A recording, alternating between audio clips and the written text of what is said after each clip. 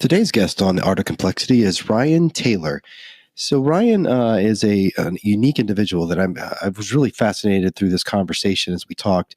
I've known Ryan a good many years now, but I thought his story would be compelling for you. It's kind of our first interview episode of The Art of Complexity. So Ryan has two businesses that he's an entrepreneur, and his first business he started was an artisanal jewelry company in Toronto, Canada. It's called Fair Trade Jewelry Company.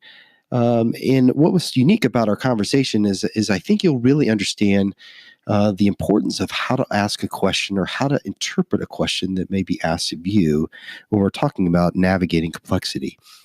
Ryan's second business, as you'll hear us talk a little bit about in the episode, is really centered around that becoming an expert in the supply chain of conflict minerals. And so his second business, consensus.com, is a software company. And you'll hear him talk a lot about that in the episode. So lean in with me today as we explore with Ryan Taylor the art of complexity.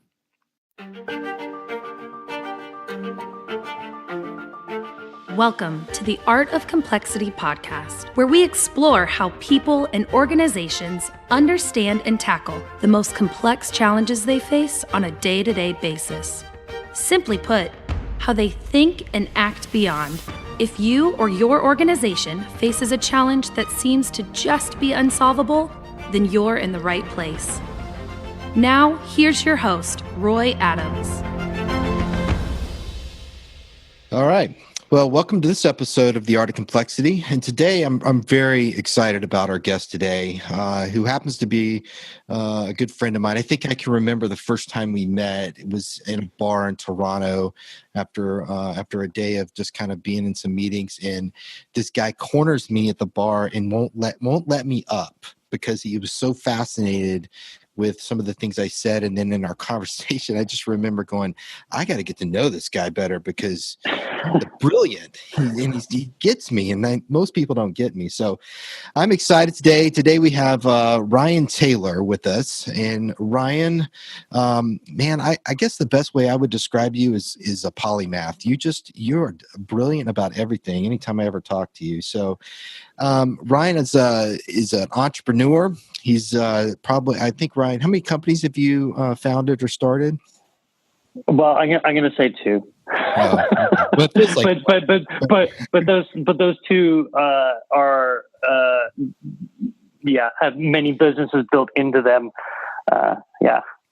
Well, so anyway, Ryan, why don't you take a little bit, maybe introduce yourself, tell the listeners a little bit about some of the work you've have done and maybe even your current project. And then we're going to dive into complexity with you as we kind of learn a little bit more about you. So go ahead. Thanks, man. First of all, thank you for asking me. I think you are right. When I cornered you when we first met, it's rare to find people who are interested in seeing things beyond surface level and but not only seeing things beyond surface level, wanting to understand those things. So the theme of this podcast being complexity is an exciting topic, and thank you for the ego boost of calling me a polymath. I prefer to think of it as jack of all trades, master of none, but I guess I'll take the compliment. My focus in my career it took some turns, and started off in tech. I ended up going to school, becoming a goldsmith, and really being fascinated by micro production and the ability for being able to make things again locally at a level or in a quality that really was lost in Canada. So working with 3D printers and CNC machines. And then one of the things so when I said I only have two companies, but they're companies in companies, it's a bit of a nested doll. Because where I started doing the making and production with the jewelry company, I was also introduced by a customer to a question of, where does my gold come from?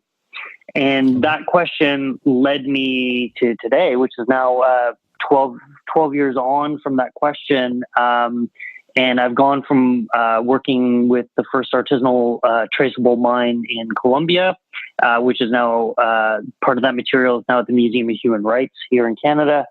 And now I'm working in the Democratic Republic of Congo with communities dealing specifically with legitimizing material as part of efforts to help create economic opportunities and stabilization through peace. And all while doing that through a software company I founded, which was really coming out of this conversation of complexity, which is asking the question of, how do I know something to be true? So a lot of the work we were doing early on with the jewelry company, we were working with a lot of labels and branded ethical labels, I'll call them, on being able to say whether or not something was good or bad. And what I really came to realize is that when I started to ask for impact data and proof that what I was doing was actually good, became something that everybody was very confused by. And so what I realized was, perception is not reality, right? And that's sort of the line. Though I was trying and making every effort to do something responsibly, and I felt like I was being somebody that actually does the field work. I think I did, but the problem was that I couldn't really prove it. What I was asking people to do is to say, Ryan, or I was asking people to look at me and say, I believe Ryan and what he says. And I didn't think that was good enough. So the new company, the software company, is really about, how do I know something to be true? So how do I know, in the case of responsible supply chains, is how do I know there was no child labor? How do I know that there was no forced labor? How do I know that thing is the thing that I think it is? How do I know that came from where I think it did? And how do I know it was legal?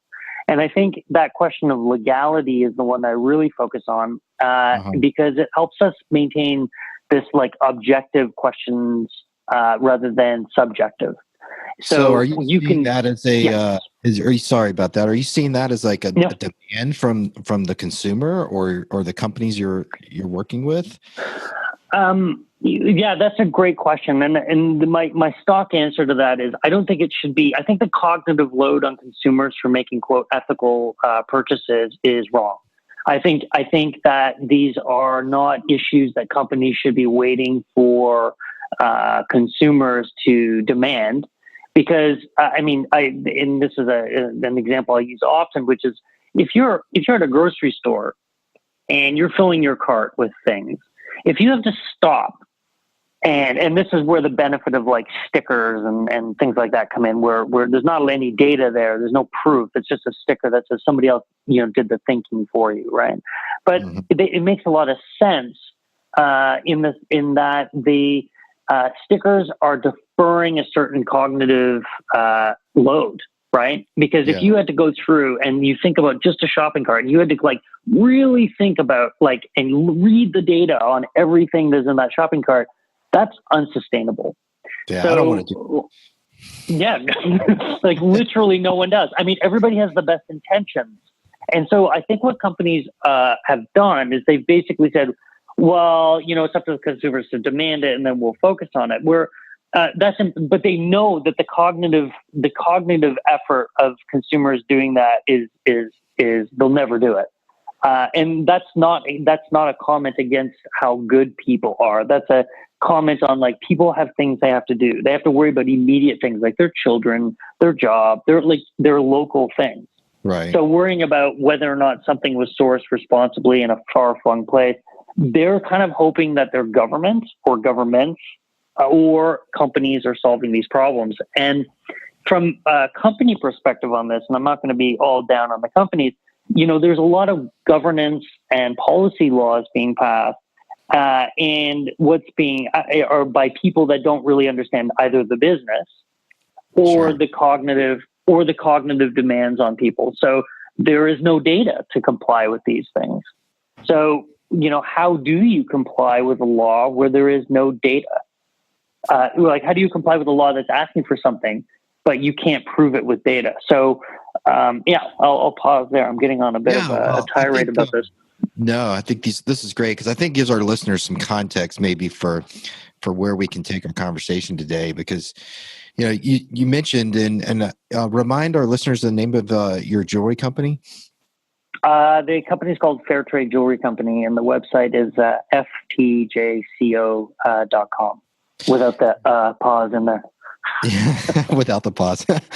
So one of the fascinating things I think that you just mentioned, you just kind of barely mentioned it, but I think it's fascinating, is you said you ran into this question about the sourcing of your raw materials. And for most people, I think most business and entrepreneurs would go, well, I'm getting it wholesale. I think it's good, but no, you took this on really more as a ethical question.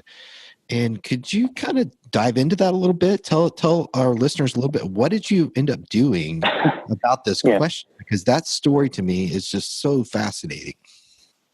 Yeah, it's I think this was my big introduction into systems theory, deep end stuff, and a rabbit hole I've never come out of. I'm still Alice hanging around at the Mad Hatter. Maybe I am the Mad Hatter now. You are the Mad Hatter. I just decided to stay there. And, I was always very, I'll be honest with you, and I didn't come at this from a social justice perspective. While I certainly my moral compass is that I do wish to do the least amount of harm possible or no harm. That was not the thing that really pushed me. It was the idea that a customer, asked such a question. And that they expected an answer, I thought was interesting. But it also was more of a case of like how, when we ask a question about, when customers ask questions about something, they're sort of trained on how other things have been, how other things, and they expect sameness, right? So if you're buying bananas, they thought, well, I can buy fair trade bananas. But so logically to a consumer, I should be able to buy a commodity, which a banana is, like gold, and it should also be easy. There should be ethical kind of systems in place to make sure that gets to market. And as a Canadian, I'm a northerner. I was born in the north. My family are all miners.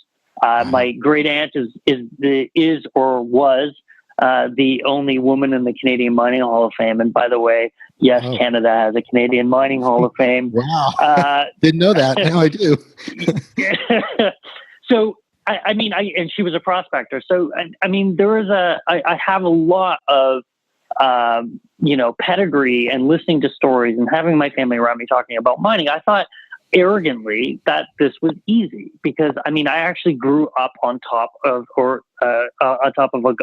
a gold mine, a nickel mine in Northern Ontario, where we could actually set the clock by the blasting because it would shake the shield rock and the dishes.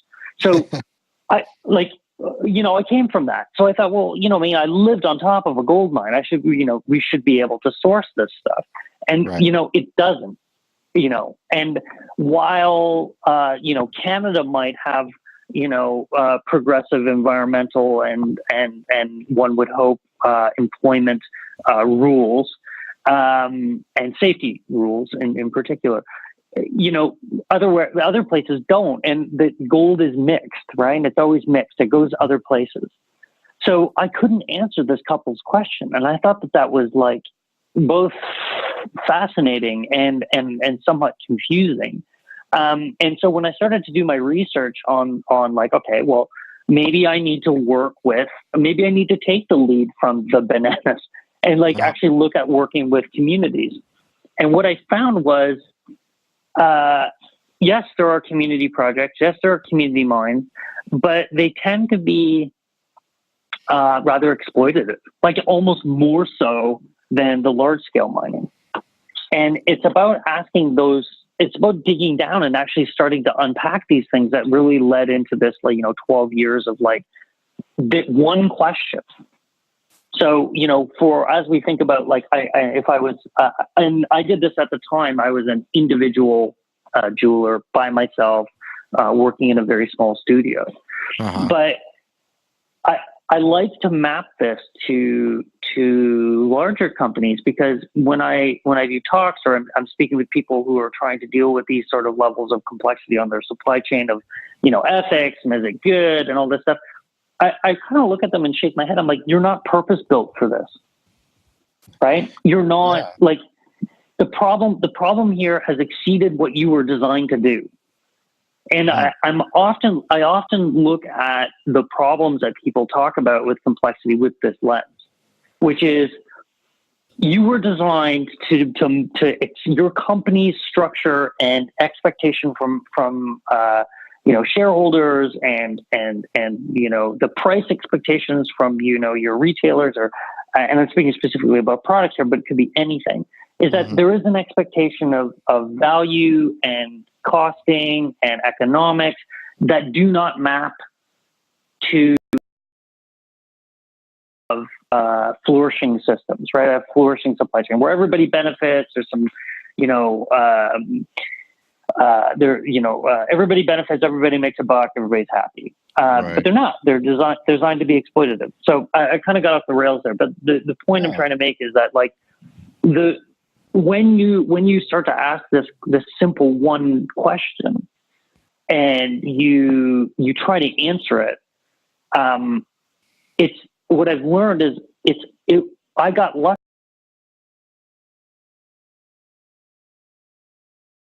and that and sometimes it's not about it's about, if you get the right question, then the journey kind of leads you towards solutions and new things. And it's getting to the question and also being honest, right? Mm-hmm. I don't know if I can answer this, but I will try. I don't know if, I can do this, but I will try. And I find that when I come across companies that try to get into this space, which are publicly listed and mega sized, is that they actually don't really care about answering the question, right? Yeah. Because it's that authenticity of whether or not it's a problem they wish to solve they need to be honest. Because again, I get asked by people like, oh, we want to try to do this. I'm like, no, you don't. No, you don't. There's some external, or you need to come. You got a bad press, or you got something, but you don't really want to solve this problem, and your company is not purpose built to solve this problem. So, this leads to like some better conversations around complexity, which is whether or not we're even having a conversation about complexity, and whether or not, or we're having a conversation about will. Right? What is the will of somebody to solve this something? Yeah. Yeah. The intent of this system, or even the intent of the organization. So you just talked a lot about, how you framed the problem that you were addressing from this question. What were some of the things that you remember that really helped you get to a robust framing of, this is my real problem, or this is how I need to approach the discovery within this question that this couple asked you?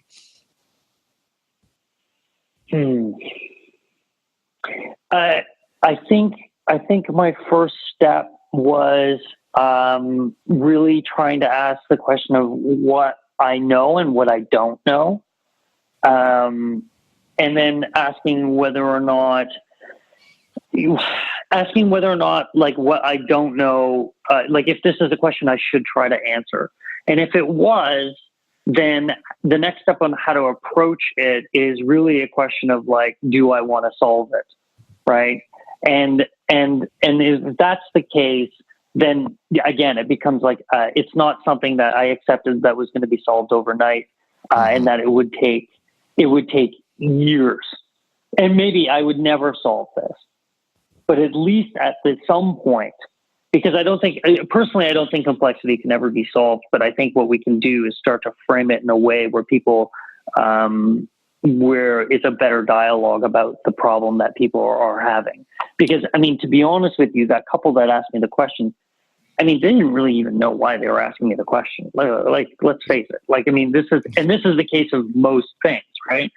I got lucky. Somebody asked me a question that became a problem set that I became passionate about, which had both intellectual benefit for me, but also like from a moral and perspective, I thought this was a good thing to try to solve. But I mean, I really don't think that couple really expected me to solve the problem.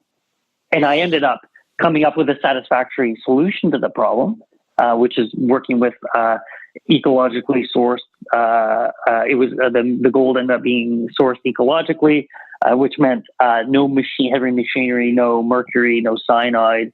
The profits went back to a community. We knew the community, so much so that we shot like a video with the community to kind of talk about it.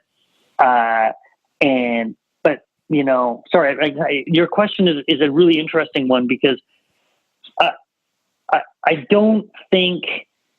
I think I might be a bad data point in all this, because I got lucky on a question. It led to things that had people saying that you couldn't do something, which actually made the slate very clear for me. You can't do this. Yeah, right. Is a great motivator. Yeah, no, especially for somebody like you. I think you're really hitting on something that when we talk about the art of complexity and how you navigate that complexity, and it really comes down to this art of the question, and how do you build the right questioning framework to really guide your discovery before you take action. And I'm fascinated that yes, somebody asked you the right question, but you had to go through the cognitive mental gymnastics and to really get to the heart of before you even understood where you were going to go solution space wise. You were asking some really hard questions, not of just yourself, but of your industry. And I think for the listeners, that's really one of the key things that I have in my own professional practice, and I know you continue to have, because we've had other conversations where you're challenging me to ask the question that needs to be asked, and sometimes it's so difficult to do. How do you do that with people? How do you get your clients, for example, or just in general conversation? What's been some of the ways that you really get people to break from their cognitive anchors, if you will, their biases, and explore the question space?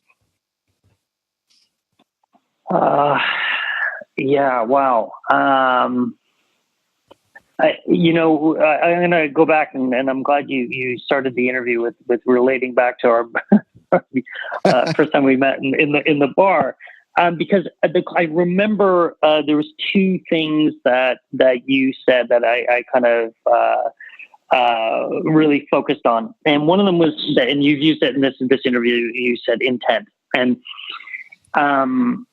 whether intent is good or bad, it's relatively pure. Right. It is what you are willing to put your time into. Right. Yeah. If you have ill intent, you still have to put the same amount of work into it as if you have good intent. Right. Yeah. Nobody has intent. Nobody has like intent to So the question here is like two things. One is intent. So when you're asking the question, is like, I'm intended to go all the way. Right. That was really I'm intended to solve my intent is to solve this problem of where does the goal come from. I'm gonna answer that question, and I did answer that question. So I'm being slightly misleading when I say I didn't solve it. I solved it for that time. Sure. But the second thing you really talked about, and we've had since many conversations about, is this. Is the work of John Boyd, and like talking about OODA loops, which is like, okay, but I solved that question satisfactorily for that moment. But then I, entered another cycle where I was like, okay, but, I've answered that question satisfactorily for the client and maybe myself at the time. But, do I rest on my laurels here? And I think when we start talking about these things, I think our egos are. So if you're asking how somebody can start to think about these things, is really we're starting to get into self-reflection, the ego of both the organization and of the individual, right? Sure. Most of the times, these are not the commander's intent here for solving issues, particularly around, are usually passion projects of people and usually not coming from the executive level, right? So the intent from the organization isn't there to solve the same intent that the individual has. And I think that's where I see the most disappointing outcomes is that, I was in New York and 2 weeks ago, and there was a CEO of a large pharma company on stage. And he was talking about systems, and he was talking about solving all these problems. But at the end of the day, man, that's a publicly traded pharmaceutical company, and they're just like, they don't make money making other people money, right? Yeah. Like they don't make money really doing anything but like, they can say stuff like, yeah, we make these drugs that save people's lives. That's awesome. Like, I mean, that's great. And, we give stuff away. And it's like, well, giving stuff away doesn't really solve any problems. This is like, it's really like, you're not really looking at like your effect and your position in the world. And you're also not really looking at the fact that like, you're not designed to change. And I think with complexity, what people don't get is that they continually think that like, and this is like the definition of insanity, right? We're going to do the same thing over and over again, but we're going to throw a new CSR department or a new like, innovation director at it, but we're not going to change. And I think the reason why I've been effective is that the organizations I build, and this goes back to the, I only have two businesses, but really they're like nested eggs, is that they change based on the inputs that we're receiving from the systems we're trying to change, right? They are evolving. They are adapting holistically. Yeah. That's the adaptability function. Absolutely. I mean, this also builds, resilience. We're never worried. We're never stuck in that. And, listen, we're a small family jewelry company with, we've got amazing employees who are passionate about what we're working on, but we're not like, Signet or like, we're or Berkshire, like we don't have those resources, but we're a little company. And we've done really well by just being resilient. We don't have the same small town business problems that other people have, which is like, oh, what are we going to do for our marketing this year? Like, it's just like, no, we're purpose driven. And these are the things we're trying to solve. And I think people in the end, the benefit to my organization is that people respond really well thinking, listen, if they put this much effort into intent, into making sure that they are doing things the best they can in places far, far away, they're going to put the best intent and time into doing things for me, the consumer who's coming in and buying it.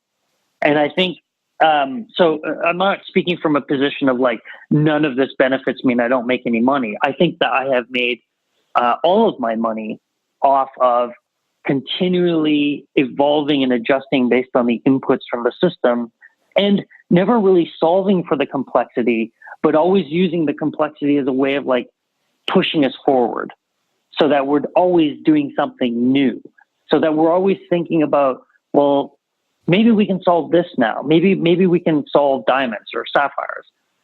And so much so that the software company now is looking at like, how do we deal with agricultural sourcing problems and that sort of thing. So anyways, I'll pause there. No, I was just going to, sorry, Roy. No, it's all great. Because you said something twice now that I think is maybe something that many of our listeners just I don't know if they can accept it right now. And that's this whole idea that in a complex challenge, a complex system, complexity, wicked problem, however we want to call it, it is unsolvable. And so, we're not wired for that in our traditions, in our thinking, in our education. We are wired to solve problems. But we have this dualistic thinking that's ingrained in us from the minute we can read, that there are choices. There is a good, there is a bad, there is a right, there is a wrong. And I see it already from my son in third grade. He's always wanting the right answer, because there is a right answer at this point in time in his life. But when we're talking about complexity and these challenges that you've tackled, there's not always the right answer, quote unquote. So talk to our listeners a little bit more about how you've taken that whole idea. You said it twice, it's pushed you forward. It's, it's caused you to design your organization to be resilient and adaptive. But this whole idea that you have bought in to the realization that complexity can't be solved. It can be navigated, it can be nudged, it can be husband, if you will, into intent that you may have. So how do you help somebody who's just may not be in that position get to that point? What would some of the things you would challenge them to do within either their personal intellectual lives or even their organization's lives? I'm quoting somebody here, but I don't know who. Pardon. Okay. I literally do not remember names. So this is like one of those I feel really bad. I'm going to take something. It may have been our mutual friend Michael Dila. He I believe at one point said to me, you're comfortable being uncomfortable, and I was. And I at the time was like, I had to unpack that a little bit. But I think this gets at the root of what you're talking about is that, and I have another little anecdote here is that, when we talk to potential investors on like both sides of the thing, well, the number one thing I see is that people use accounting and the safety of numbers to assess everything. And that's fair. And it would be very naive of me to like sit here and be like, numbers don't matter. Numbers really matter. They absolutely do. But we are so quant driven on everything that we lack the balance of the qualitative. Right. And I think that complexity is both is the beautiful math, right? Because it's getting into like these things that are very hard to quantify, but definitely have some sort of qualitative value that we don't understand.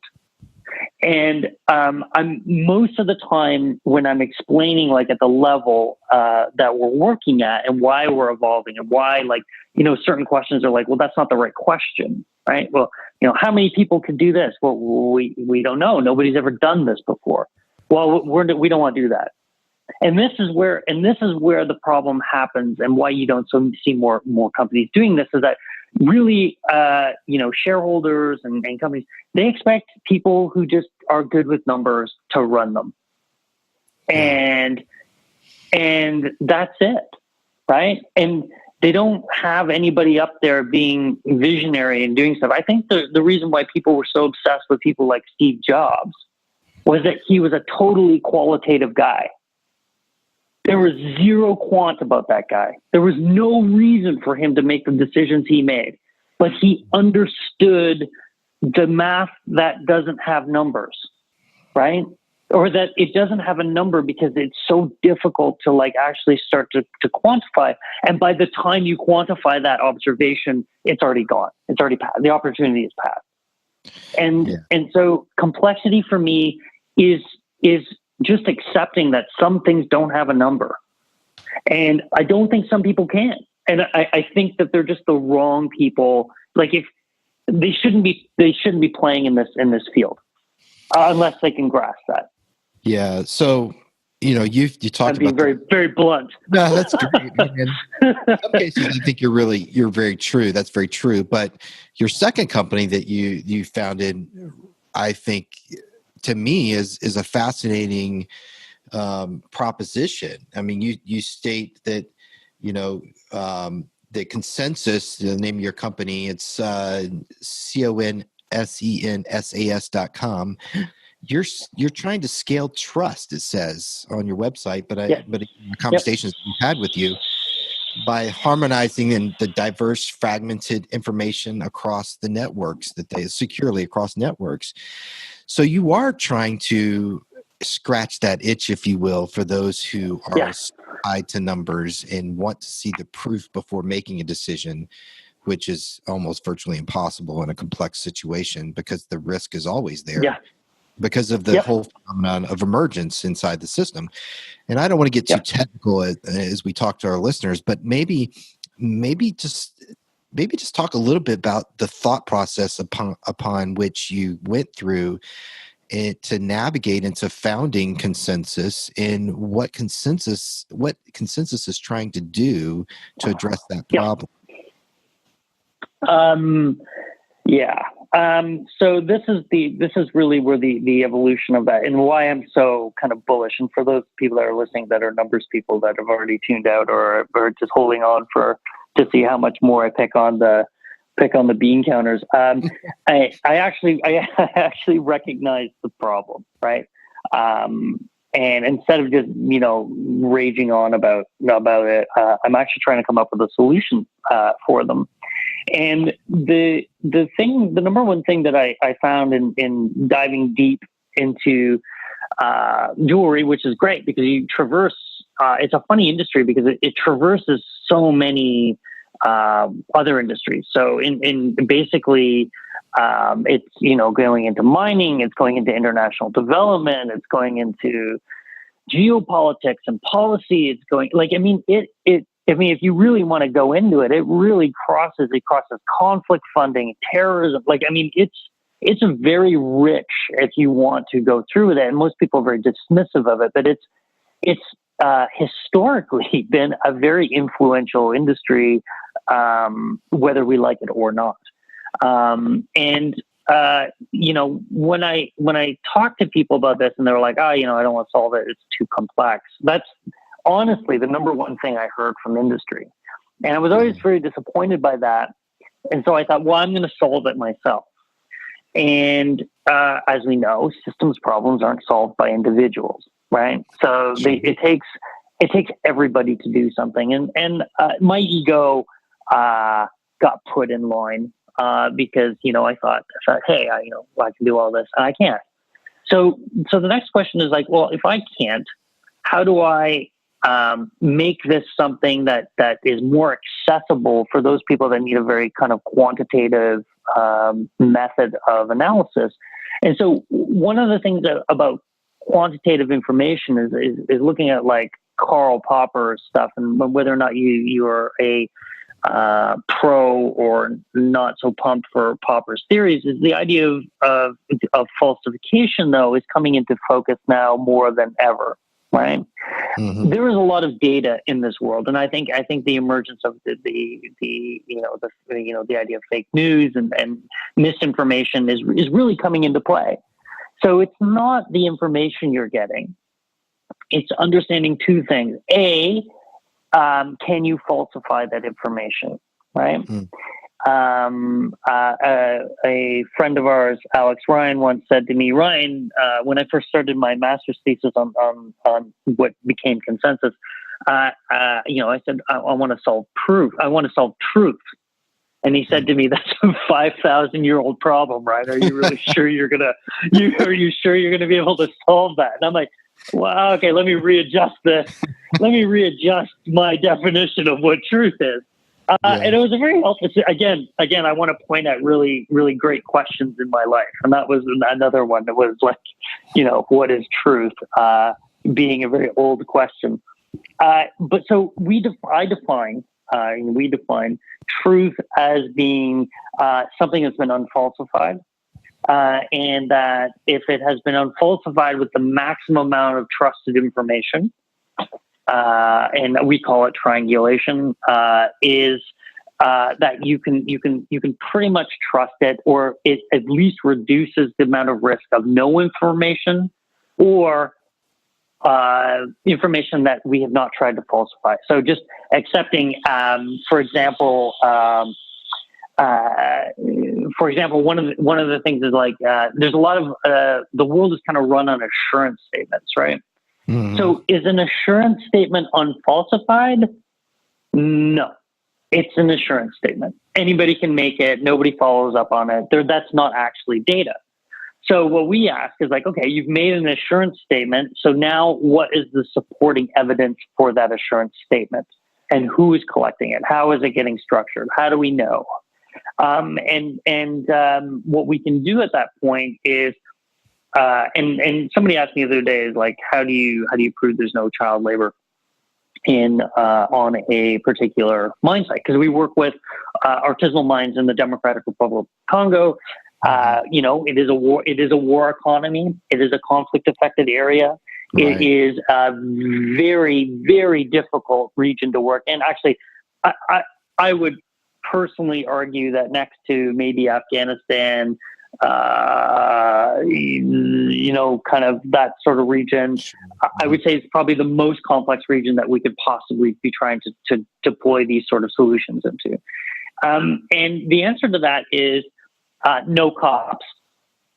And, I'm kind of paraphrasing a conversation I had before, but when I said that, they were like, well, what do you mean? I'm like, well, what you have to, at some point, you have to build in incentives and structures for people to actually do things properly. But what you can't do is just pay for somebody else to take, again, an assurance statement. What you need to be doing is collecting maximum amount of information, falsifying it with other information, and I won't bore people with how that's done. But the answer is you can never prove something to be 100%. To go back to Alex's thing, there is no truth. Right. There's only, and there's no truth. There's just an objective analysis of something after we have the most amount of information that's trusted that we can get. So I think by framing things in this way, and again, I'm working in supply chains, and I'm sure there's people who would be like, well, this logic doesn't apply to something else. But for the most part, when we're trying to solve for, is something ethical? That's not a question we're trying to solve, right? Because that's a completely subjective value system that I'm like, I don't know. What's ethical for me is not ethical for you. So what we're trying to solve is the objective, which is it legal? And if legal is no child labor, no slave or forced labor, to me, that's ethical. What is legal is ethical, right? Because that has social consensus on whether or not something is good or bad, right? That's the ultimate good or bad. Right. Because it's illegal or it's not. And so working in that context has helped, I think, a lot of our partners start to be able to engage the complexity in a way where they can get toeholds onto the data, right? So we're collecting reams of data that's trusted, and they now have evidence to make decisions on, and they can actually start to see the system for its complex beauty, so to speak, but it's more tangible for them. So like my not everybody can be Steve Jobs and see the beautiful in the chaos. Some people really need concrete things to take to their board or take to their stakeholders within the company to say, I see opportunity here. Here's the data. It's not just a feel-good story. I'm not just doing this because I think it might do something. It's because I can see where we can actually make an intervention. And here are the things that I believe we will get out of that intervention. I know you're itching to cut me off here because I'm rambling, but I have a really good example. Go ahead, please. We started purchasing the gold over. So our cycles on monitoring and evaluation data is around 6 months. There's like 6-month cycles. That's just basically so we can collect enough volume of data and there's enough transactions going through the system for us to be able to like get something a little bit more sticky than if it was day to day. We do reporting day to day, by the way, but it's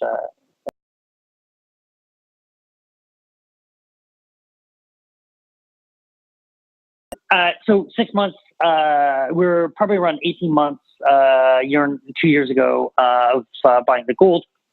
And one of the things that our partners said to us is like, Brian, like, if we can get the miners up over $1 a day, that would be solving a huge problem. And I was like, oh, okay, well, that seems doable. I can do that now because, you know, the miners aren't being paid for silver.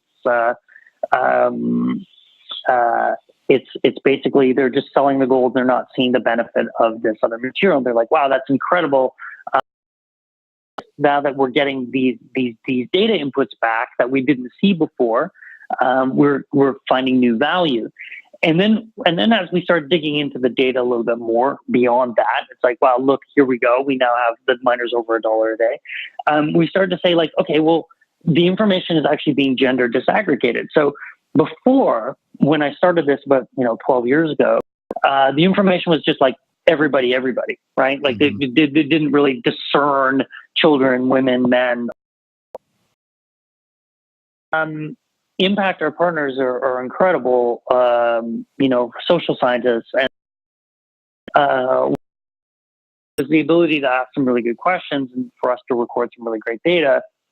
And what we found was that while men were doing exceptionally well with this new money, women were going in the equal and opposite direction. Oh, wow. That's an interesting insight. How did that play out? So, like, I'll spare the details of the particular, reasons, but let's just look at it in a number of ways. There's not a lot of training, home economics training for people. You've got a windfall. Again, it's a war economy in a conflict affected area. People don't know if this is going to last. They're kind of like, it's kind of like winning the lottery. All of a sudden you're just making more money. And there's cascading social effects of that sort of stuff. Mm-hmm. So that is a perfect example now of a choice. In most supply chains, the idea that this stuff is happening would cause a company to back away.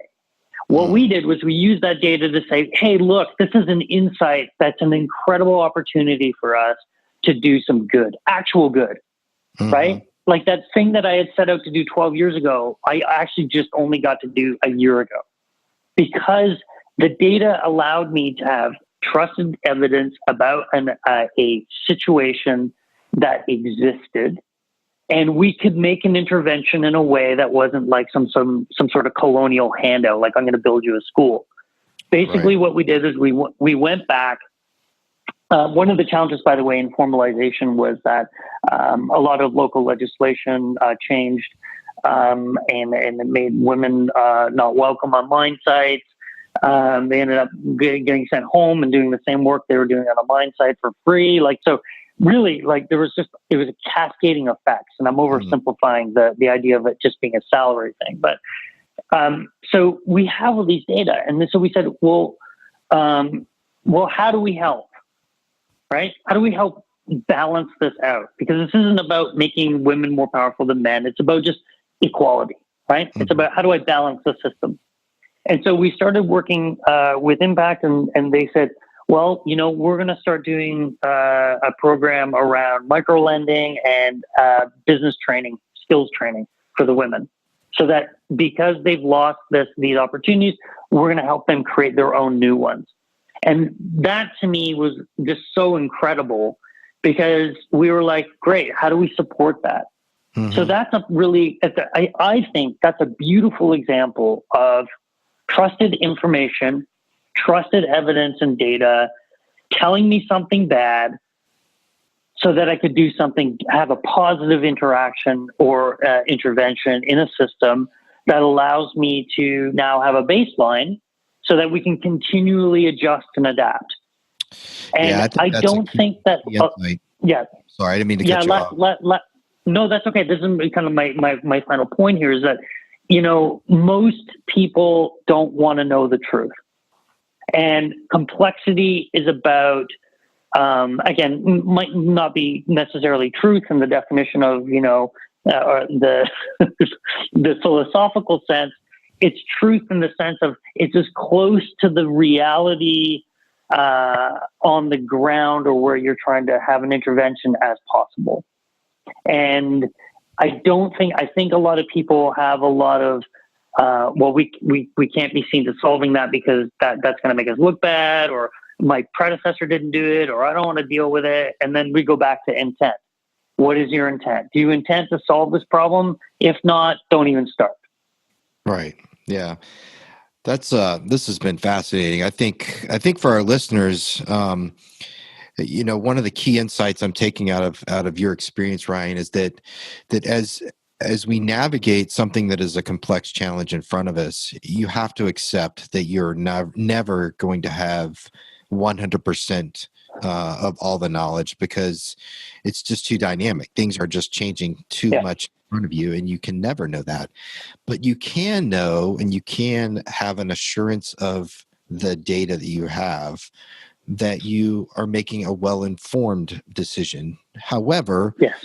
you have to know, and I've lived this out in personal experiences in combat. You have to know that even though you have some pretty good data, we're dealing with human systems here, and they are Yep. unpredictable, and they can change, and your data may be irrelevant based upon a change of intent by another actor in the whole system. And so, I think your story is just so apropos to people who may be dealing. Somebody may be listening to this going, well, I'm not a jeweler. I didn't travel to conflict regions like Colombia and DRC to solve my immediate problem. I'm sitting in an office in a publicly traded company dealing with an uncertain future. What I want that person to get out of our conversation is this: that the complexity and the nature of complexity is actually very simple, in that we can begin to understand the patterns and behaviors of the system, so that we can begin to take action within that, and then Yep. see how the system responds. And I think your last story is exactly that. You gathered data, you understood what was happening, and you presented this opportunity that could be an intervention into the system that who knows what's going to happen, but it's a small enough intervention that it's not going to cascade and cause the system to fail. And it may, in fact, do some really good in the system. So, Yeah, and it's about being able to also really follow the puck, right? To use a Canadianism here, yeah. follow your shot, right? You don't know, it could bounce off somebody and go backwards. You really need to really need to, it's like your decision might not have the intended effect that even with data. But I think what we've learned is that we tend to put in the metrics and the ability to monitor things after we've made a decision, to get feedback from it. Again, going back to that idea of a noodle loop, it's well, how am I getting these learning loops back from the decisions I make? Or am I just making a decision and basically, wiping my hands and saying, well done me.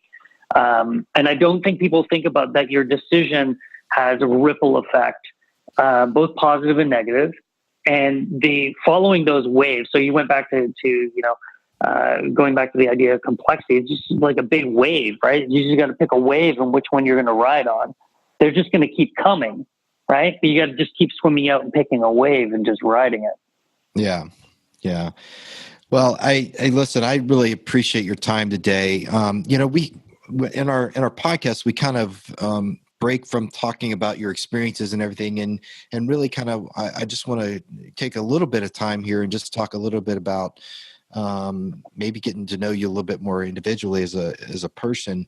But to start with, I want to ask all our guests the same kind of question. But when you talk with someone who's facing a wicked problem or a complex challenge, what's that one piece of advice that you would say you would give them? Yeah, this is one of the questions you sent me in advance, and in true systems theory, I would have to say that it's totally contextual. It's a very contextual question on who and the problem. However, without being silly and glib about it, I would say give a shit. And what I mean is that complexity is not for people looking to check a box, right? They're and I mentioned this earlier. I was never a social justice person, but I recognize that this complexity, there was opportunity in the complexity, and that the really nice thing is that I could have some, I can do good. But I certainly, and I think it's an important thing to point out, because a lot of people will be like, well, he's just a tree hugger and he's trying to change the world. It's like, well, no, actually it's quite the opposite. It's like, what I want is clearly my is a better world, which is a very broad and undefined thing. But what I saw was the opportunity to build resilience based on, the problems we were solving. And that came a little bit later on after asking the question, but I would say this again, give a shit, right? Like actually, why are you trying to solve this problem? Is it for a promotion? Does your company care? Why do you care? Why does your org care? Why does anybody care that you solve this thing? Because at the end of the day, complexity is not a math problem, which it has a nice, tight,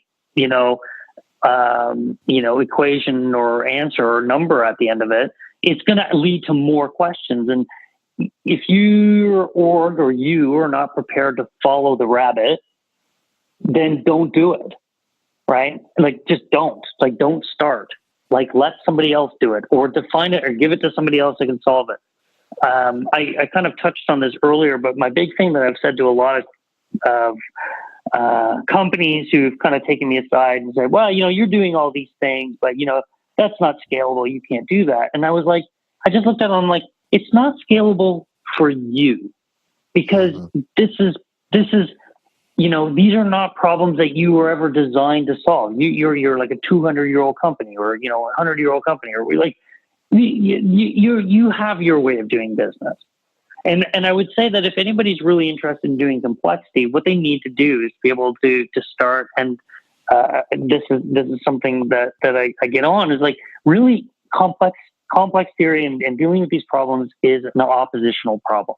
You are always going to be in opposition to the organization at some point. If not in the beginning, at some point your work will be in opposition to the intent of the organization that you work with. And if any company is listening to this and they're like, oh, we have all these complex problems, my first suggestion is spin up a red team that's another organization, another company, and let them just compete with you. Let them solve the problems on their own. Let them solve the problems outside of all the nonsense, and pick the people that give a shit about the complexity. Because I can almost guarantee you that the learning that comes out of that, whether or not you keep it, active or alive or whatever, or you keep it secret, it doesn't matter. But really, it's breaking free of all the kind of, this is why you see so many designers coming up with org design and stuff like that. It's like, you're just going to cycle forever. You're just going to spend millions of dollars with McKinsey or PwC on basically, doing org restructures, when really you could have just spun up something to work in opposition to your company and be like, we're going to let this go. We're going to get a lot of learning out of it, because the most of the challenges with dealing with complexity are in the existing systems, right? That the company thinks about something in one way. Everybody's been trained to think about something in one way, and you cannot retrain an entire company every week on the new things that you're doing. You either have it in your DNA and everybody expects to be moving like that, or you don't. And it just don't, I look at IBM buying Red Hat Linux. Yeah. Do you think, no, IBM's going to squeeze the life out of Linux? It's just, they're just going to juice it, and then it's going to go in. I was fascinated. But that's a perfect. Doesn't make sense. Well, it makes a lot of sense, but what it doesn't make a lot of sense about is it's never really solving a problem. It's just kind of giving somebody a short-term win, right? To be able to book some more consulting revenue and get it on the books and, all that sort of stuff. But, the amount of effort to actually integrate that org and all that stuff, it's not worth it, right? So, these things get pulled in and then they just die, right? Red Hat will, in my opinion, will probably just die. But this goes back to complexity, right? Sometimes, you need to let these things live outside the ecosystem for them to be successful.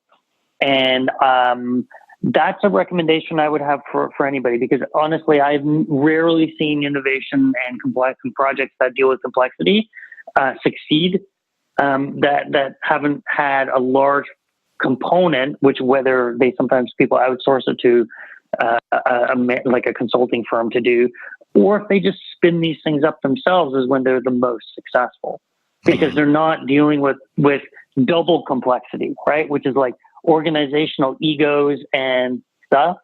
And then the real problem set. And sorry, I got on a bit of a rant there, but no, it's actually this one bugs me.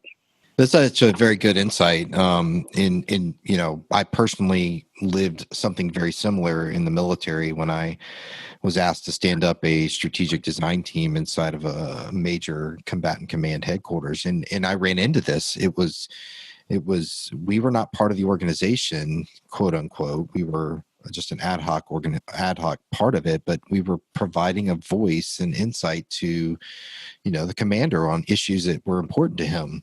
And it challenged the status quo. It challenged the authority of the organization, but it was something that the organization needed, because it challenged the organization to adapt, to change.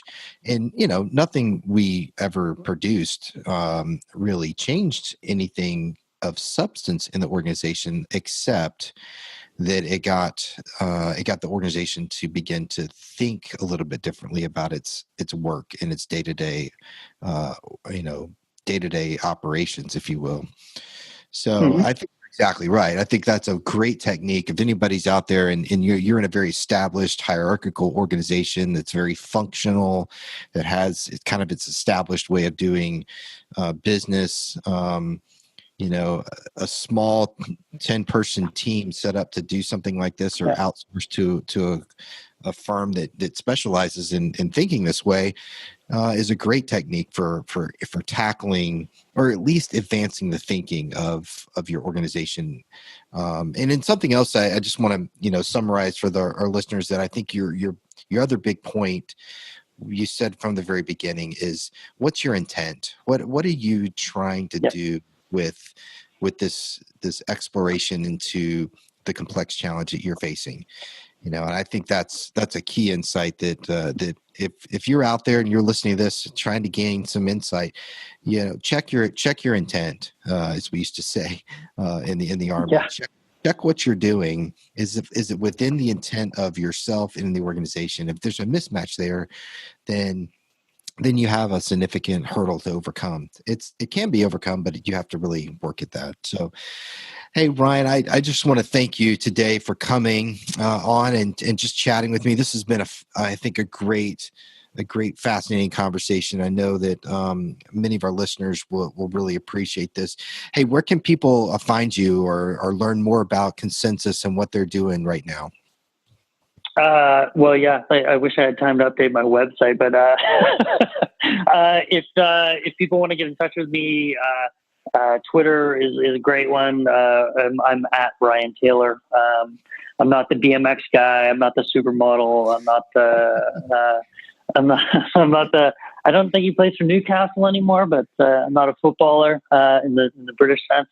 Anyways, yeah, I'm at Ryan Taylor on Twitter. People are welcome to also visit consensus.com, consensus spelled with an AS, not a US. Yeah, if anybody wants to reach out and kind of ask some questions, I'm happy to talk about red teaming and doing this stuff. Before I go, I do want to add one thing to your final comment there, because my obsessive compulsive nature won't allow me to move on without saying it. But if people are looking at spinning up those red teams, I think the term agency comes into play here. Like, you can't just spin this stuff up and expect it to do great things unless those groups have agency. Yeah.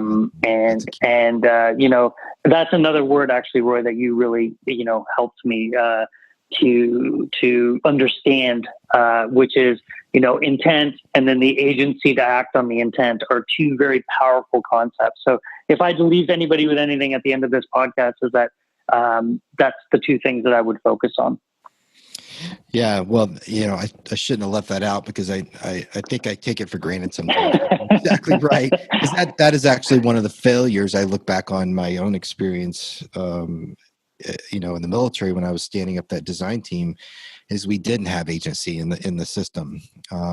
We provided great thought, but our agency was with the stakeholder that consumed our thought, and that was it. So yeah, it was difficult when you don't have that agency to affect change.